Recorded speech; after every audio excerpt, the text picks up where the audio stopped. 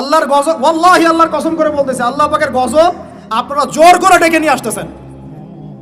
এই সমিতিকে প্রমোট করে, ট্রান্সফারকে প্রমোট করে, শিক্ষা থেকে ইসলামকে বাদ দিতে দিতে, সুদ ভিত্তিক অর্থনৈতিক ব্যবস্থার মধ্য দিয়ে, পশ্চিমাদের আনুগত্যের মধ্য দিয়ে আল্লাহ পাকের গজব জোর করে টেনে আনতেছেন আপনারা।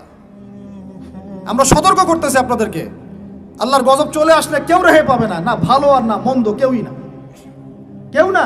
আর আমরা যারা ভালো সাজার চেষ্টা করতেছি, ভাই আমি নিজে বাঁচলে বাপের নাম, ওর উপরে আগে সবার আগে আযাব আসবে, ওর উপরে আগে আযাব আসবে। কারণ সে জানতো, জেনেও কথা বলে নাই কেন, জেনেও মানুষকে সতর্ক করে নাই কেন।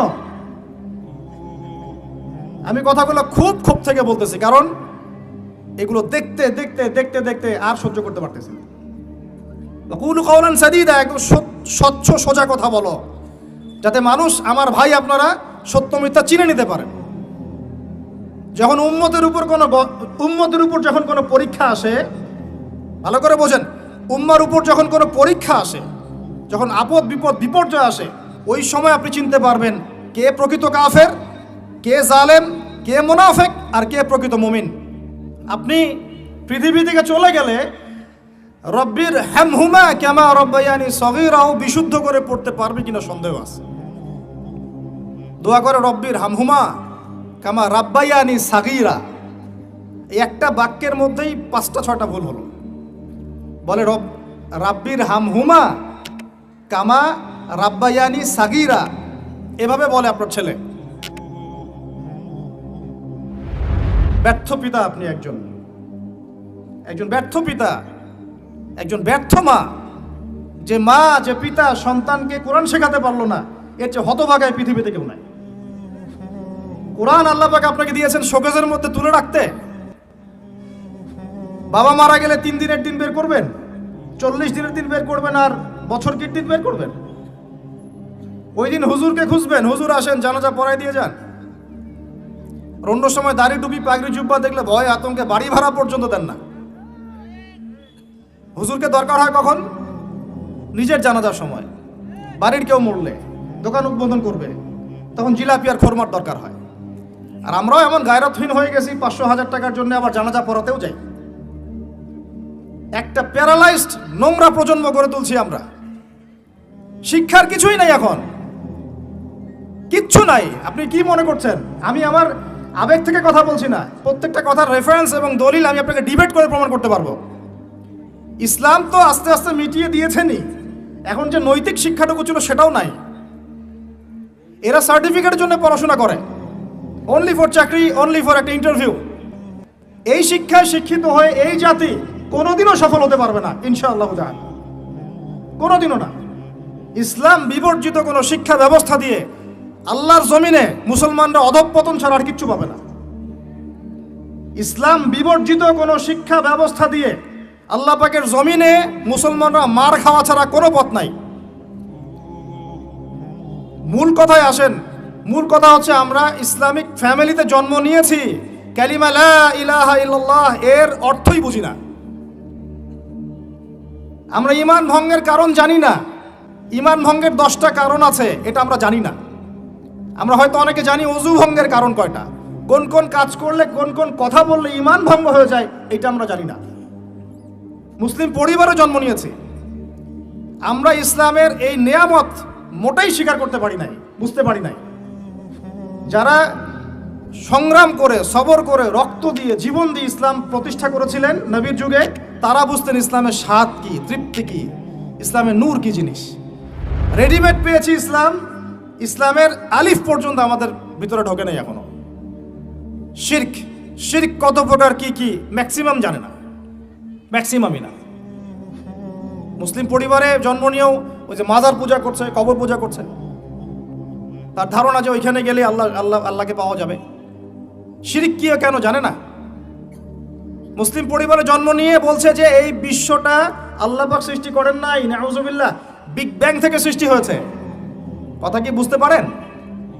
বুঝেন নাই মনে হয়, নাকি আমি ভুল জায়গায় ভুল ওয়াজ করতেছি? মুসলিম পরিবারে জন্ম নিয়ে বলছে মহাবিশ্ব বিগ ব্যাং থেকে সৃষ্টি হয়েছে, মানে আল্লাহ সৃষ্টি করেন নাই। বুঝেন বিগ ব্যাং কি জিনিস? আল্লাহ পাক সূরা আম্বিয়াতে বলেছেন, আওয়ালাম ইয়ারাল্লাযীনা কাফারু, কাফেররা কি দেখে না আন্না সামাওয়াতি ওয়াল আরদা, এই পুরো সাত আকাশ এবং এই জমিন পৃথিবী, কানাতা রাতকান ফাফাতাকনাহুমা, এটা একটা বিন্দুর মধ্যে ছিল। সাত আকাশ এবং জমিন এক বিন্দুর মধ্যে ছিল। ফাফাতাকনাহুমা, আমি আল্লাহ এটাকে বিস্ফোরিত করে আলাদা করে দিলাম। সুবহানাল্লাহ। তাহলে কে আলাদা করলো? এখনকার শিক্ষানীতি আপনাকে বলবেন না, আল্লাহর কনসেপ্ট এখানে নাই, ওটা অটোমেটিক্যালি সৃষ্টি হয়েছে এবং আপনি পরীক্ষায় পাশের জন্য সেটা লিখবেনও, আপনি নিজেও মুশরিক হয়ে গেলেন। লা ইলাহা কালিমা পড়ার পরেও, লা ইলাহা ইল্লাল্লাহ কালিমা পড়ার পরেও মুশরিক হয়ে গেলেন। আল্লাহ পাকের হালাল অর্থনীতি আমরা হারাম করে দিলাম, আল্লাহ পাকের হারাম অর্থনীতি ফরজ করে নিলাম। সুদ এখন ফরজ পুরো বিশ্বে, কেউ সুদের বাইরে নাই, আমি আপনি কেউ না, কেউ না। এবং যে কাগজের টাকা ইউজ করছি এর মতো সুদ আছে, ইলেকট্রনিক মানি ইউজ করছি এর মতো সুদ আছে। কে বুঝাবে এগুলো মানুষকে? আমরা তো পড়ে আসি হাত বাঁধা নিয়ে, কে কোথায় হাত বাঁধি, আমিন জোরে না আসতে, এইগুলোই আমাদের আলোচনার ইস্যু। ওদিকে যে গোড়াতেই আমার একদম আগুন লেগে গেছে, ওর কোনো খবরই নাই। আমরা সিলি বিষয়গুলো নিয়ে, সিলি বলছি এই তুলনায় যেগুলো মুস্তাহাব পর্যায়ের আমল, এগুলো মুস্তাহাব পর্যায়ের আমল, সুন্নাত সর্বোচ্চ। আমরা ফুকাহায়ে কেরামের পরিভাষায়, উসুলের পরিভাষায় এটাকে বলি মুস্তাহাব পর্যায়ের আমল। আমরা এইগুলো নিয়ে ঝগড়া করে মসজিদ ভাগ করতেছি। অর্থনীতির মধ্যে সুদ, পুরো বিশ্ব ব্যবস্থার মধ্যে হারাম, তাগুতি শক্তি, পুরো ওয়ার্ল্ডের যে রাজনীতি এর মধ্যে কুফর, ইহুদি, খ্রিস্টান, জাইনিসদের আগ্রাসন, প্রত্যেক দেশে দেশে মুসলিমদের উপরে নির্যাতন, শিক্ষানীতির মধ্যে ইসলাম বিবর্জন, সব চলতেছে। আর আমরা ছোট ছোট বিষয়গুলো নিয়ে তর্ক করতেছি। তো বিশ্ব সম্পর্কে তো চোখ কান খোলা রাখতে হবে আপনাকে আমাকে। মূল সমস্যাটা হচ্ছে এইগুলাই, আমরা মুসলিম পরিবারে জন্ম নিয়েছি ঠিকই, ইসলাম কি ভাই বুঝি না, শিরক কি ও কেন, কত প্রকার কি কি জানি না, তাওহীদ কত প্রকার কি কি বুঝি না, তাওহীদ রুবুবিয়্যাহ এই শব্দটা আপনার সিলেবাসেই নাই। 25 বছর পড়াশোনা করছেন, তাওহীদ রুবুবিয়্যাহ শিখেছেন?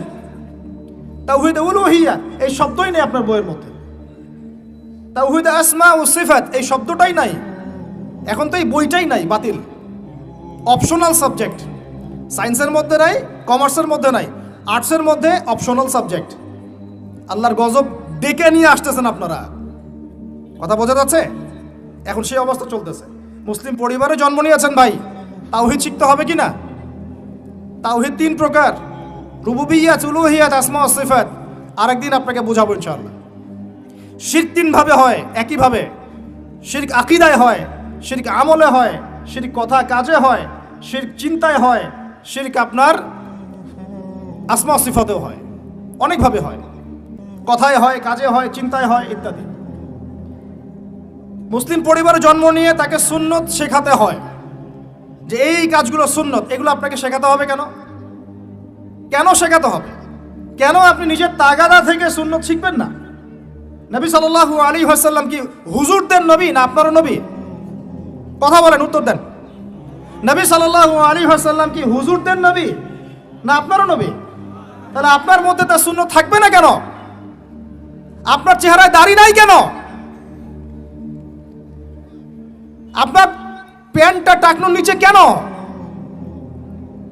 কেন আপনি নবী সাল্লাল্লাহু আলাইহি ওয়াসাল্লামের জীবনী সারা জীবনও একবার পড়ে দেখতে পারলেন না?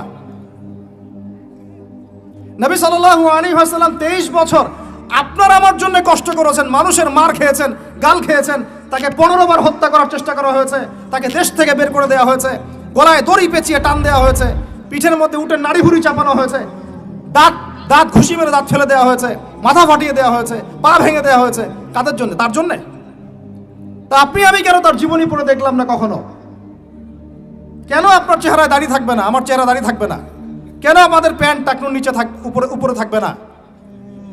কেন আমাদের কথাবার্তা, চাল চলন, খাওয়া দাওয়া, ইস্তেঞ্জা করা, নামাজ পড়া, প্রতিটা অ্যাক্টিভিটি সুন্নাহ মাফিক কেন হবে না? এটা আপনাকে হুজুরকে শেখাতে হবে কেন? এটা তো আপনার দায়িত্ব শেখা, নিজের দায়িত্ব। আল্লাহর রাস্তায় বের হতে আপনাকে বলতে হবে কেন? নিজের তাগাদা থেকে আপনি বের হবেন। হুজুররা কবরে যাবে, আপনি যাবেন না? উত্তর দেন। হুজুররা, তোমরা উত্তর দাও, ছেলেরা, ইয়াং জেনারেশন তোমরা যারা আছো, হুজুররা কবরে যাবে, আমরা যাব না? হুজুরদের নবী মুহাম্মদ সাল্লাল্লাহু আলাইহি ওয়াসাল্লাম আমাদের নবী নন? নবী সাল্লাল্লাহু আলাইহি ওয়াসাল্লাম শুধু সাহাবীদের জন্য আসছিলেন না আমাদের সবার জন্য আসছিলেন? নবী সাল্লাল্লাহু আলাইহি ওয়াসাল্লাম সারা জীবনে যে কষ্টগুলো স্বীকার করেছেন তা নিজের জন্য না আমাদের জন্য? কিয়ামতের মাঠে তার সুপারিশ ছাড়া আপনি পার পাবেন? তাহলে আপনাকে সুন্নত কেন শেখাতে হবে? কেন আপনাকে মেসি নেইমারের হিস্ট্রি পড়াতে হয় না? আপনি তো নিজেই জানেন। কেন আপনাকে এই নায়ক নায়িকাদের হিস্ট্রি পড়াতে হয় না? আপনি নিজেই জানেন, খোঁজ খবর নেন। কিন্তু মুহাম্মদ সাল্লাল্লাহু আলাইহি ওয়াসাল্লাম সম্পর্কে এত গাফেল কেন? সুন্নত না জানলে বেদাত চিনবেন কিভাবে? সুন্নত চিনলে পরে তো বেদাত চেনা যাবে যে এগুলো সুন্নত, এগুলোর বাইরের এগুলো বেদাত। তখন তো বেদাতের আলাদা করে সংজ্ঞা আপনাকে শেখাতেই হয় না। মুসলিম পরিবারে জন্ম নিয়েও তাওহীদ চিনতে পারছি না, শিরকের মধ্যে লিপ্ত আছে। সুন্নত চিনতে পারছি না, বেদাতে লিপ্ত আছে। নামাজ, সুবহানাল্লাহ, মুসলিম পরিবারে জন্মগ্রহণ করে নামাজ পড়েন না কেন? নামাজ কি হুজুরদের উপর ফরজ? বলেন। আপনার বয়স কি 10 বছরের নিচে? তাহলে আপনি নামাজ পড়েন না কেন? ফরজ মানে কি? আপনি ইচ্ছা হইলে করলেন, ইচ্ছা হইলে করবেন না, নাকি এটা ফরজ? ফরজ হয়তো বোঝেন। ফরজ কি? ওই যে প্রত্যেক রাতে যে মেয়ের সাথে খষ্টি নষ্টি না করলে আপনার ঘুম হয় না, ওইটা হচ্ছে ফরজ। স্কুলে কলেজে গিয়ে মেয়েদের সাথে অ্যাফেয়ার্স করা, ডেটিং করা, এই পাবজি খেলা, আমাদের সবার উপর এখন ইউটিউবিং, ফেসবুকিং ফরজ। ফরজ বোঝেন, এইভাবে বোঝেন, এগুলো হচ্ছে ফরজ আপনার উপরে। তো সালাত, হাইয়া আলা সালাত প্রত্যেক দিন আপনার কানে যায়, কেন সালাতে আসেন না? হাইয়া আলাল ফালাহ আপনার আমার কানে যায়, কেন সালাতে আসেন না? কখন সালাতে আসবেন? ছোট ভাইরা কখন সালাতে আসবেন? যখন আপনার বয়স হবে 50, ওই সময় এসে প্রথম কাতারে চেয়ার নিয়ে দৌড়াদৌড়ি করবেন। আমরা যখন মসজিদে যাই, প্রথম কাতারগুলোতে প্রথম 2টা কাতার থাকে বয়স্করা, বৃদ্ধরা, যুবকরা নাই। আর ওই সময় চেয়ার নিয়ে মারামারি, কারণ এখন তো সেজদা দেওয়ার মতো শরীরে ক্ষমতা নাই। আর কে আগে চেয়ার দখল করতে পারে, ওই হচ্ছে প্রতিযোগিতা। তখন আমরা কি ওই সময়ের জন্য অপেক্ষা করছি? সুবহানাল্লাহ। নামাজ পড়লে কি আপনি জঙ্গি হয়ে যাবেন? নামাজ পড়লে আপনি কি মানবতা বিরোধী অপরাধী হয়ে যাবেন? এই ফাইজলামি মার্কে কথাবার্তা যারা বলবে, সমাজ থেকে বয়কট করে দিবেন, আর সামাজিক প্রতিবাদ গড়ে তুলবেন। এই শব্দগুলো সস্তা করতে করতে যাকে তাকে যা ইচ্ছা তাই বলে বেড়াচ্ছে। ধর্মের কথা, ইসলামের কথা বললেই মানুষ সন্ত্রাসী হয়ে যায়। আমরা কি শান্তিপূর্ণ পরিবেশের মধ্যে অশান্তি সৃষ্টি করতে চাই? কোশ্চিনকালেও নয়। কিন্তু আপনার ছেলে, আমার ভাই, আপনার বোন নামাজ পড়বে না কেন? নামাজ পড়লে কি মানুষ খারাপ হয়ে যাবে? বাংলাদেশে যে শিক্ষা প্রতিষ্ঠানগুলো সবচেয়ে ভালো করে, এই তো আপনাদের এখানে ক্যাডেট কলেজ আছে না, রেজাল্ট ওদের চেয়ে ভালো কেউ করে? দেখেন প্রত্যেকটা স্টুডেন্ট যাদের নামাজ ফরজ, নামাজ পড়ে ঠিকঠাক মতো, 5 ওয়াক্ত নামাজ টাইম টু টাইম পড়ে। 5 ওয়াক্ত নামাজ তারা টাইম টু টাইম পড়তে পারে, ফিজিক্যাল এক্সারসাইজ করে, খাওয়ার সময় খায়, খেলার সময় খেলে, ঘুমের সময় ঘুমায়, পড়ার সময় পড়ে। তারা ভালো করে না? ভাই, মুসলিম পরিবারে জন্ম নিয়েও নামাজ পড়ি না। আরো বড় কথা তো বলতে বাকি আছে এখনো। মুসলিম পরিবারে জন্ম নিয়েও হালাল খায় না, বেশিরভাগই হারামের সাথে থাকে। আমাদের সমাজের ম্যাক্সিমাম সুদখোর এখন, ম্যাক্সিমাম। সুদ কি? আমার কাছে শোনেন সুদ কি, বাকিদের কথা বাদ দেন। আমার কাছে শোনেন সুদ কি জিনিস। সুদ ইজ ইকুয়াল টু নিজের মায়ের সাথে করা। আমার কাছে শোনেন সুদ কাকে বলে। সুদ ইজ ইকুয়াল টু আল্লাহর সাথে যুদ্ধ করা। সুদ সমান সমান রাসূল মুহাম্মদ সাল্লাল্লাহু আলাইহি ওয়াসাল্লামের বিরুদ্ধে অস্ত্র ধরা। সুদ সমান সমান নিজের মাকে বিয়ে করা। সুদ সমান সমান 36 বার জেনা করা, তাও 1 দিরহাম সুদ। 1 দিরহাম সুদ কোথায় আছে এগুলা? আমি কি আসমান থেকে কথাগুলো বললাম? সহিহ বুখারীর হাদিসে নবী সাল্লাল্লাহু আলাইহি ওয়াসাল্লাম বলেছেন, সুদের পাপের 70টা শাখা আছে। কয়টা ভাই? আরেকটা হাদিস পেয়েছিলাম, সেখানে আছে 73টা শাখা। কয়টা? যার সবচেয়ে নিচের শাখাটার নাম হলো নিজের মাকে বিয়ে করা। আমরা প্রত্যেকেই মায়ের সাথে করি যারা সুদ খাই। আমাদের মধ্যে যারা সুদ খায় প্রত্যেকেই তার মায়ের সাথে রাত কাটায়। আর কিভাবে বললে কথাগুলো কানে যাবে, কলবে আঘাত করবে আমার জানা নাই। আমরা এটা শুধু খাই না, এটা ফরজ হয়ে গেছে এখন। কারণ এই বিশ্ব ব্যবস্থা পরিচালিত হচ্ছে ইহুদিদের হাত দিয়ে, এই বিশ্ব ব্যবস্থা পরিচালিত হচ্ছে খ্রিস্টানদের হাতে, এই বিশ্ব চালায় এখন জাতিস্টরা, এই বিশ্ব চালায় জাতিসংঘ, এই বিশ্বের অর্থনীতি চালায় ওয়ার্ল্ড ট্রেড, এটা বাণিজ্য, ওয়ার্ল্ড ট্রেড অর্গানাইজেশন, এটা বাণিজ্য চালায়, IMF, world bank, federal reserve bank, এরা চালায় বিশ্ব অর্থনীতি। এরা প্রত্যেকেই সারা বিশ্বের প্রত্যেকটা দেশের সেন্ট্রাল ব্যাংকে সুদ খাওয়ায়, এবং সেন্ট্রাল ব্যাংকের আন্ডারে যত ব্যাংকিং সিস্টেম আছে সবগুলো সুদ ভিত্তিক।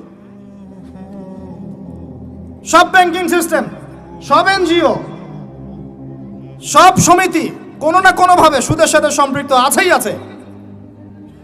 ওইখানে নাম লিখানোর জন্য, ওই টাকা দেওয়ার জন্য মাথার ঘাম পায়ে ফেলে আপনি পরিশ্রম করেন। আমরা প্রত্যেকেই মায়ের সাথে করি, নাউজুবিল্লাহ। আমরা প্রত্যেকে আল্লাহর সাথে যুদ্ধ করি, আমরা প্রত্যেকে রাসূলের বিরুদ্ধে যুদ্ধ করি। এরপরেও আমরা মুসলমান দাবি করি, জান্নাত পেতে চাই। আর কিভাবে বললে কথাগুলো বুঝবেন আমি জানি না। সূরা বাকারার 279 থেকে আয়াতগুলো পড়তে থাকেন।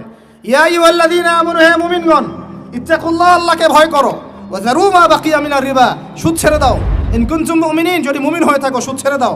ফা ইল্লাম তাফআলু, যদি সুদ না ছাড়োস, কথাটা এরকম ঢাকাইয়া ভাষায়, যদি সুদ না ছাড়োস, ফাযানু বিহারবিন মিনাল্লাহি ওয়া রাসূলিহি, তাহলে আল্লাহ এবং তার রাসূলের সাথে যুদ্ধের ঘোষণা শুনে রাখো। আল্লাহ এবং তার রাসূলের সাথে যুদ্ধ করে কেউ সফল হবে? কি হবে আমি বলে দিই সামনে। ইয়ামহাকুল্লাহু রিবা ওয়া ইউরবিস সাদাকাত, আল্লাহ পাক সব সুদগুলোকে একেবারে সমূলে ধ্বংস করবেন। দেখে নিয়েন, পুরো বিশ্বের অর্থ ব্যবস্থা পড়ে যাবে। এই ওয়ার্ল্ড ব্যাংক যা দেখছেন, world bank, federal reserve, dollar, এগুলো সব পড়ে যাবে, একেবারে ধ্বংস যাবে দেখবেন। আর অর্থ ব্যবস্থার উপর একচ্ছত্র অধিকার নিয়ে নেবে ওই যে প্যাটেন যারা দখল করতেছে, ওরা আস্তে আস্তে সোনা রিজার্ভ করতেছে, সোনা। আমরা তো, আমাদেরকে তো বুঝাইতে হয় যে গোল্ড কয়েন, দিনার, দিরহাম ইসলামিক কারেন্সি, আর কিছু মাথা মোটার মাথায় ওগুলো ঢোকে না। ওরা বলে নতুন কি এগুলো নিয়ে আসলো, এগুলো ইসলামিক কারেন্সির কথা কোরআনেই আছে। ওরা এগুলো করতেছে আর আমরা বসে বসে সুদ খাই। একটা কাগজের টাকা যার মান তার ভিতরে থাকে না, অন্য কোথাও থেকে নিয়ন্ত্রিত হয়, এগুলো বুঝাতে হয়। সুবহানাল্লাহ, মানুষ নামাজের পরে মোনাজাত করতে হবে না হবে না এই বেদাত খুব ভালো বুঝে, মিলাদের বেদাত খুব ভালো বুঝে। মানে এগুলো নিয়ে তুল কালাম করে রেখে দেয় একদম সমাজ। মসজিদ ভাগ হয়ে যায়, মারামারি, কাটাকাটি, কেউ কেউ আবার শহীদও হয়, ঠিক আছে। কিন্তু অর্থনীতির বেদাত বোঝে না, রাজনীতির বেদাত বোঝে না, সংস্কৃতির বেদাত বোঝে না, শিক্ষার বেদাত বোঝে না। কত বড় মাথা মোটা মানুষ। আপনি 1 লক্ষ টাকা আর্ন করেছেন, রেখে দেন আপনার স্ত্রীর কাছে। 1 লক্ষ টাকা আর্ন করতে আপনার সময় লাগছে 12 মাস। প্রতিদিন শ্রম দিয়েছেন 10 ঘন্টা করে। ওয়াইফকে দিলেন, হে ফাতিমা, আয়েশা, মারিয়াম, হে খাদিজা, এই টাকাটা রেখে দাও, আমরা জমাই, সেভ করি। তো সে মাশাআল্লাহ রেখে দিল। 10 বছর পর সে 1 লাখ টাকা বের করে আপনি দেখতে পাচ্ছেন, আরে 1 লাখ টাকা তো 1 লাখ টাকার মানে নাই, এর মান তো কমে 80,000 টাকা হয়ে গেছে। কথা বোঝা যায় না? মাথার উপর দিয়ে যায়, বুঝেন কিছু? ওই যে 20,000 টাকা আপনি হারালেন, ওই 20,000 টাকা আর্ন করতে আপনার সময় দেওয়া লাগে নাই, শ্রম দেওয়া লাগে নাই।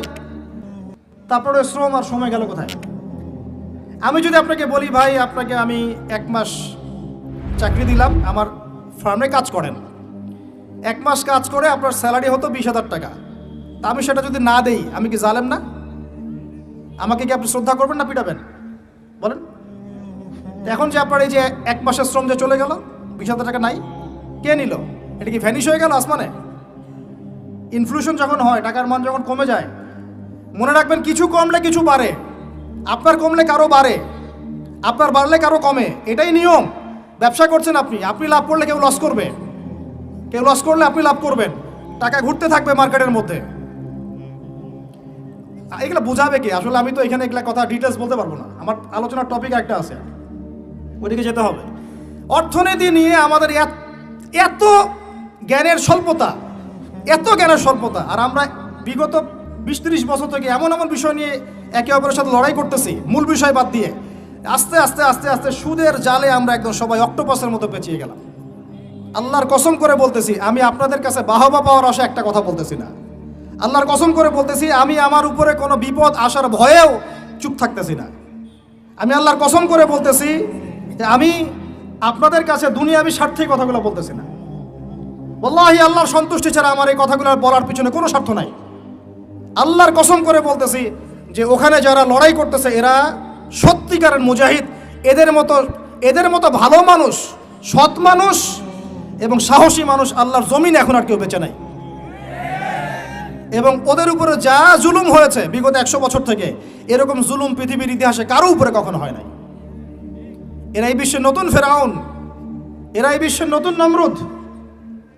আল্লাহ রাব্বুল আলামিন এইকে যেন ধ্বংস করেন। আল্লাহুম্মা আল্লাহ পাক মাজলুমদের উপর নুসরা নাজিল করেন। আল্লাহুম্মা। বিষয়টা হচ্ছে এই, আমরা মুসলিম পরিবারে জন্ম নিয়েছি, বাট এগুলো বুঝি না। অর্থনীতি হালাল হারাম বুঝি না। আল্লাহ বলছেন সুদ খায়ও না, এটা মায়ের সাথে জেনা করা, আল্লাহর সাথে যুদ্ধ করা, রাসূলের সাথে যুদ্ধ করা, তাও খাচ্ছি দিব্যি। আমাকে বলেন, মনে করেন এখানে একটা বিল্ডিং আছে, এটা একটা পতিতালয়, নাউজুবিল্লাহ। এটা বুঝি কি পতিতালয় কি জিনিস? বুঝেন তো? এখন তো সুবহানাল্লাহ এমন যুগ, এক সময় ছেলেরা মেয়েদেরকে হায়ার করে নিয়ে যাইতো রাত কাটানোর জন্য। এই 10-15 বছর আগের কথা বলছি। ছেলেরা মেয়েদেরকে এক রাতের জন্য হায়ার করত। এটা জানেন না আপনারা? এখন কোন যুগ জানেন? আমরা ঢাকা শহরেও থাকি। এখন এমন যুগ চলতেছে, একটা ছেলে রাত কাটার জন্য আরেকটা ছেলেকে হায়ার করে। আমি বলেছি না শুরুতে, আল্লাহর গজব জোর করে টেনে নিয়ে আসতেছে। মাঝে মাঝে একটু নড়তেছে না ভূমিকম্প, এগুলো কিচ্ছু না। একটা বড় কিছু হবে, আল্লাহ মাফ করুক আমাদেরকে। আমার মন বলে একটা বড় কিছু হবে। যা শুরু করছি আমরা আল্লাহর সাথে আমরা যা দ্রোহিতা শুরু করেছি, ব্যক্তি জীবন থেকে শুরু করে রাজনীতি পর্যন্ত, আল্লাহর গজব জোর করে টেনে নিয়ে আসতেছেন। আমার এখানে শিক্ষা প্রতিষ্ঠান গড়ে তোলা কোনো উদ্দেশ্য না। আমার উদ্দেশ্য হচ্ছে আপনাদের মধ্যে আকীদা আমলের পরিবর্তন আসুক, বুঝ আসুক, ওয়ার্ল্ড অ্যাফেয়ার্স সম্পর্কে বুঝেন, ব্যক্তি জীবন বোঝেন, সুন্নত বোঝেন, তাওহীদ বোঝেন, শিরক বোঝেন, হালাল হারাম বোঝেন, ওয়ার্ল্ড অ্যাফেয়ার্স বোঝেন, অর্থনীতি বোঝেন, সামনে কি হতে পারে এই বিষয়ে সচেতন থাকেন, সেইভাবে জীবনটাকে ঢেলে সাজান। এটা উদ্দেশ্য। আলিফ বা তা পড়ানোর উদ্দেশ্য না আপনাদেরকে। এটা বাসায় পড়তে পারবেন যে কোনো হুজুরের কাছে। শিক্ষা নিয়ে আমি কিছু কথা বলে শেষ করে দিব, তার আগে আমি বোঝানোর চেষ্টা করতেছি। আল্লাহর কসম, আমরা লা ইলাহা ইল্লাল্লাহ কালিমার মর্মই বুঝি নাই। কোন কালিমা পড়ে মুসলিম হয়েছি আমরা? এখন এই যুগ চলছে। মনে করেন এরকম অনেকগুলো পতিতা মেয়ে একটা জায়গায় থাকে, মানুষ ওখানে গিয়ে রাত কাটায়, এটা বলে পতিতালয়। এখানে কেউ ম্যানেজার, এখানে কেউ আগিয়ে দেয় দালাল, এখানে কেউ দরজা দাঁড়িয়ে থাকে সিকিউরিটি গার্ড, এখানে কেউ মনে করেন রেজিস্টার নেয় লিখে। বুঝতে পারছেন? এরকম একটা সিস্টেম চলছে। মনে করেন এখানে, আল্লাহ না করুক, এখানে একটা কিছু আছে। তো এখন এই প্রতিষ্ঠানে যে ব্যক্তি লিখে, এই পতিতালয় যে ব্যক্তি পতিতাদের লিস্ট করে, কি করে? ওই ব্যক্তি দাওয়াত করলে আপনি দাওয়াত খাবেন কিনা বলেন, আমাকে বলেন। ওই ব্যক্তি আপনাকে খাওয়ার দাওয়াত করেছে, আপনি খাবেন কিনা? ওখানকার ম্যানেজার, যে ওটা ম্যানেজার, পতিতালয়ের ম্যানেজার, যে সে ম্যানেজ করে কার পরে কে যাবে, কাস্টমার আসলে ডিল করে, আপনি ওই ম্যানেজারের বাসায় খাবেন কিনা বলেন? আর কেউ আছে ওখানে পতিতা, সে আপনাকে ইনভাইট করেছে, খাবেন কিনা? আর একজন ব্যক্তিকে আপনি স্পষ্ট দেখলেন, সে সেখানে ঢুকলো, কাজ করলো, বের হইলো, ওর বাসায় খাবেন কিনা? এখন হাদিস শোনেন, এবার হাদিস শোনেন। নবী সাল্লাল্লাহু আলাইহি ওয়াসাল্লাম বলেছেন, বলেন সাল্লাল্লাহু আলাইহি ওয়াসাল্লাম, চার শ্রেণীর মানুষকে আমি সমানভাবে অভিশাপ করে গেলাম। আমার সাথে বলেন তো কি বললাম? আরো জোরে বলেন। 4 শ্রেণীর মানুষকে আমি সমানভাবে অভিশাপ করে গেলাম। 1, যে ব্যক্তি সুদ খায়, 2, যে ব্যক্তি সুদ দেয়, 3, যে ব্যক্তি সাক্ষী থাকে, 4, যে ব্যক্তি লিখে রাখে। আর নবীজি বলেছেন 1 দিরহাম সুদ যে খায় সে যেন 36 বার জেনা করলো। এখন বলেন, আপনি সারা জীবন পড়াশোনা করে যে জবটার পিছনে ছুটছেন, আপনার জবটা এর মধ্যে পড়ে কিনা? আমি কি বুঝাইতে পারলাম? এরপরেও যদি না বোঝেন, আর কিচ্ছু বলার নাই। ছোট্ট একটা হালাল ব্যবসা করেন, ছোট্ট একটা হালাল কৃষিকাজ করেন, মাথার ঘাম পায়ে ফেলে খান, একটা বই লিখেন, বই লিখে হাদিয়া নেওয়া জায়েজ আছে, সমস্যা নাই। অথবা আপনি মাদ্রাসায় পড়ান, মাদ্রাসায় পড়িয়ে আপনি মাসিক অনারিয়াম নিতে পারবেন, সমস্যা নাই। বা সরকারি কোনো জব করেন, সৎ থাকেন, দুর্নীতি করেন না, ঘুষ খায়েন না, যতটুকু সরকার দিচ্ছেন নিয়ে নেন, ব্যাস ঠিক আছে, কোনো সমস্যা নাই। মালের যাকাত আদায় করেন, যার যার হক তাকে তাকে দেন, ইনশাল্লাহ কোনো প্রবলেম নাই। আল্লাহর দোহাই লাগে ভাই সুদের কাছে যায়েন না, আল্লাহর দোহাই লাগে ভাই কিসের কাছে যায়েন না? আমার সাথে বলেন, আমরা সুদ থেকে তওবা করতেছি। হে আল্লাহ, আমরা সুদ থেকে তওবা করছি। হে আল্লাহ, আমরা শিরক থেকে তওবা করছি। হে আল্লাহ, আমরা বেদাত থেকে তওবা করছি। আমরা হারাম খাওয়া থেকে তওবা করছি, জেনা থেকে তওবা করছি, আমরা ব্যভিচার থেকে তওবা করছি, বেনামাজি থেকে তওবা করছি, যাকাত না দেওয়া থেকে তওবা করছি, সমস্ত কবিরা গুনাহ থেকে তওবা করছি। অটল থাকতে পারবেন তো ইনশাল্লাহ? যদি ওয়াজ এক কান দিয়ে ঢুকে আর এক কানে বের করে দেন, আমার এখানে আসাও মূল্যহীন, আপনার এখানে আসাও মূল্যহীন। এই আয়োজনের কোনো মূল্য থাকবে না। বরং কালকে আমাদের মাঠে এই মাটিটা যেখানে বসে আছি আমরা এখন, এই আমার চেয়ারের নিচের মাটি, আপনার বসার স্থানের নিচের মাটি আল্লাহর কাছে অভিযোগ পেশ করবে। এইখানে এই আলোচনা হয়েছিল, তারপরেও তারা সংশোধিত হয় নাই। আর আমার জন্য আরও বড় বিপদ, দোয়া করবেন যেন আমি এই বিপদ থেকে নিজেকে রক্ষা করতে পারি। যা বলেছি তার উপরে নিজেকে আমল করতে হবে। আল্লাহ পাক আমাকে তৌফিক দান করুন, আপনাদের সবাইকে তৌফিক দান করুন।